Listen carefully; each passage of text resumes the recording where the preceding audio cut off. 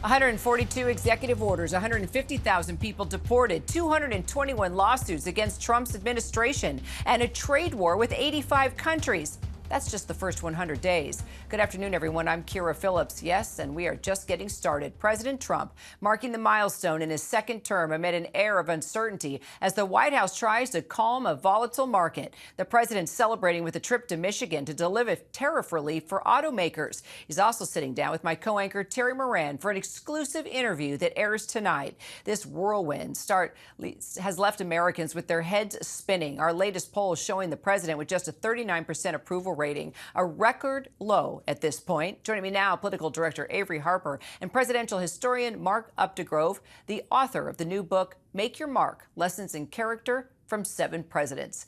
Avery, how do you see President Trump's first 100 days overall? What are the major trends that have developed, do you think? Listen, I think the first 100 days of the Trump administration is really characterized by the flood of executive action that we've seen in all areas of American life. The reshaping of the federal government, the firing of all of those workers, the economic uncertainty given some of the trade policy that we've seen the Trump administration try to move forward on, the deportation, the efforts to make good on some of these hardline campaign promises that Trump made on immigration. Also, I really think that this part of the Trump presidency is going to be also defined by the cultural agenda that Trump has tried to set, really aligning himself with some of the culture wars that we've seen waged on the right. I think that this chapter of the Trump administration is going to be a real defining one for the rest of this presidency. So, Mark, why do we care about a president's first 100 days? I mean, where does this benchmark come from?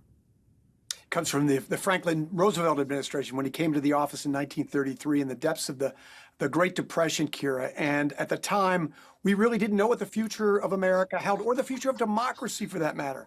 And FDR ushered in the New Deal in those first 100 days as this sort of flurry of activity and the creation of agencies to stave off the ravages of the Great Depression. And since then, it's been a benchmark for other presidents. But I don't think we have seen a first 100 days as consequential as those from Donald Trump as the 47th president. These have major long-term, but both short-term and long-term effects. We have not yet seen the downstream effects of that flurry of activity, which was just referenced a moment ago, Kira.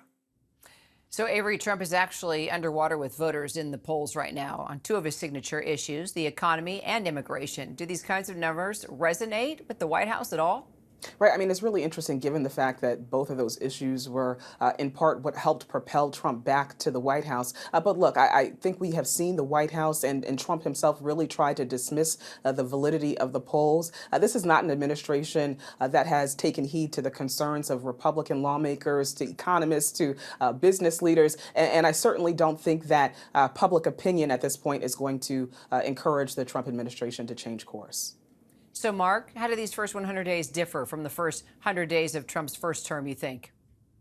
You know, in so many ways, Kira, he is eminently more prepared. He wasn't prepared to be president the first go around, and so he was staffing his administration with those who had been in previous administrations and wouldn't think of defying conventional norms. He also had so much greater power at his disposal. Most of the lawmakers who were elected were either directly or indirectly riding on Donald Trump's coattails, and they wouldn't dare defy him at the risk of being primaried. And of course, there is that Supreme Court decision that gives a president greater immunity for the decisions and actions he takes as president. So there's so much more power and so much more preparation in this first 100 days than in the first 100 days that he experienced in 2017.